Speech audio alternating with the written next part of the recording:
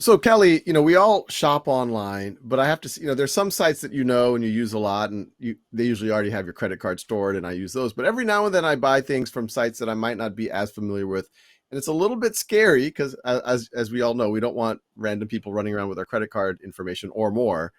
How do you think about that? What safeguards or what we should be thinking in the back of our minds when we're shopping? Yeah, I agree. It's challenging because you can't, ideally you'd start with somewhere you trust, but that isn't always an option.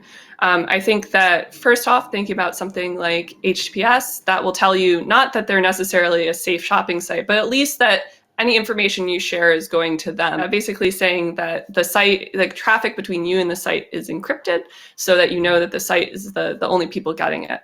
Another thing to think about is, do you have to share your credit card information? So a lot of banks now are doing what we call virtual credit card numbers. So those are basically a throwaway one-time number that they'll give you where if it ever gets lost or charges against it that you don't want, it's not your normal credit card number. So you can kind of get rid of it and the damage is limited to that fake one, virtual one. So browsers like Chrome and also Android have built-in features to actually take advantage of this and make it easy for you to input your virtual number instead of your regular credit card number. This is helpful. I thought I was actually pretty savvy. I didn't know about these virtual credit card numbers. I have to figure out how to get some of this. Super helpful. Thanks so much, Kelly.